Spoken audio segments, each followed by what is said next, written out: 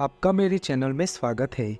आज हम बात करेंगे भगवान परशुराम जी की जन्म जयंती के बारे में। इस साल परशुराम जयंती कब मनाई जाएगी, इनका शुभ मुहूर्त और महत्व क्या है, भगवान परशुराम जी का जीवन वृत्तांत के बारे में संपूर्ण माहिती प्रदान करूंगा।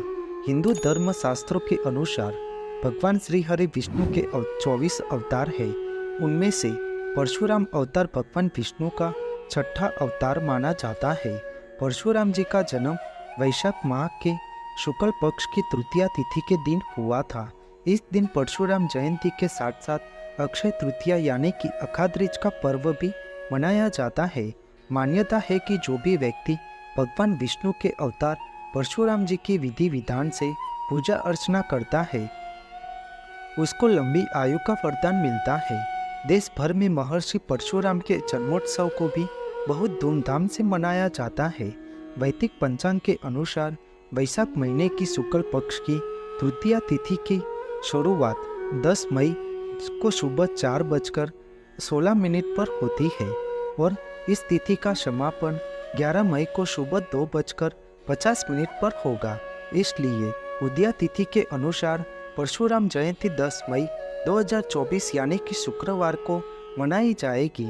इस दिन अक्षय तृतीया का त्यौहार भी होगा। इस अक्षय तृतीया अबुझ मुहूर्त वाली तिथि है। परशुराम जी की पूजा का शुभ मुहूर्त सुबह 7:14 से लेकर 8:56 तक रहेगा। इस समय दौरान आप परशुराम जी की पूजा कर सकते हैं। परशुराम जी ने अक्षय तृतीया के दिन जन्म लिया था, इस कारण शक्ति भी अक्षय थी। परशुराम जी की गणना अमर किरदारों में की जाती है, जिन्होंने कालांतर तक अमर माना जाता है। इसलिए परशुराम जी को प्रसन्न होकर भक्तगण को आशीर्वाद के तौर पर बुद्धि, बल, शक्ति का आशीर्वाद देते हैं। भगवान विष्णु के अवतार परशुराम जी की कहानी इस प्रकार है कि परशुराम का जन्म एक ब्राह्मण परिवार में हुआ था। उनके पिता महर्षि भृगु के पुत्र महर्षि जमदग्नि थे। परशुराम जी के पिता का नाम महर्षि जमदग्नि और माता का नाम रेणुका था। उनके जन्म के संबंध में प्रचलित पौराणिक कथा के अनुसार महर्षि जमदग्नि ने पुत्र एष्टि यज्ञ किया था, जिससे प्रसन्न होकर देवराज इंद्र ने उनकी पत्नी रेणुका को पुत्र प्राप्ति का वरदान दिया था। इस वरदान के परिणाम स्वरूप ही उनकी पत्नी रेणुका के गर्भ में वैशाख शुक्ल पक्ष की तृतीया तिथि यानी कि अक्षय तृतीया के दिन 5वें पुत्र के रूप में परशुराम जी का जन्म हुआ था। भगवान परशुराम के 4 भाई रुक्मावन, सुखेन, वसु, विश्वानस थे। परशुराम का जन्म स्थान मध्य प्रदेश के इंदौर जिला ग्राम मानपुर के जानापावा पर्वत था। अपने पितामह महर्षि भृगु द्वारा किए नए नामकरण संस्कार के बाद राम कहलाए और भगवान शंकर द्वारा दिए गए वर्षा के कारण उनका नाम परशुराम पड़ा। परशुराम जी उग्र स्वभाव के थे, वो जल्द ही क्रोधित हो जाते थे। एक दिन महर्षि जमदग्नि अपनी पत्नी रेणुका की राह देख रहे थे। तब रेणुका ने बहुत देरी से आने के कारण महर्षि जमदग्नि क्रोधावेश में आकर अपने पुत्र को ही अपनी माता का सिर काटने का आदेश दिया, लेकिन सभी पुत्रों ने ऐसा करने से मना कर दिया, जिस पर महर्षि जमदग्नि ने उन्हें विचार चेतना नष्ट हो जाने का श्राप दे दिया। जब परशुराम से उन्होंने ऐसा करने के लिए कहा तो श्राप के भय और अपने पिता की आज्ञा का उल्लंघन न करते हुए उन्होंने अपनी माता रेणुका का सिर काटकर धड़ से अलग कर दिया। महर्षि जमदग्नि परशुराम की आज्ञा पालन से बहुत खुश हुए और फिर उन्होंने वरदान मांगने को कहा। तब परशुराम जी ने अपने पिता से 3 वरदान मांगे, जिससे पहला वरदान था उनकी माता को जीवित कर दिया जाए, दूसरा वरदान था भाइयों की विचार चेतना नष्ट न हो और तीसरा वरदान था कि उन्हें मरने की स्मृति याद न रहे।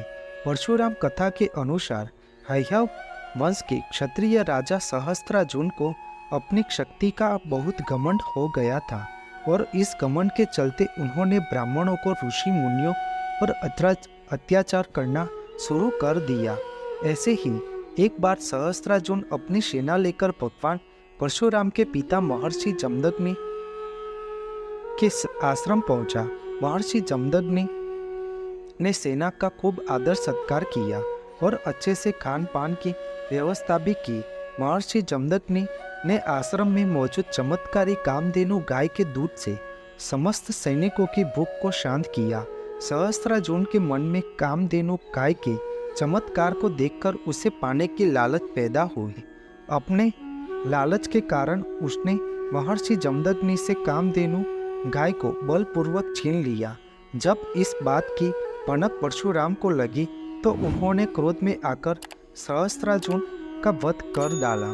फिर यहीं से शुरू हुई परशुराम की प्रतिज्ञा की कहानी आरंभ होती है।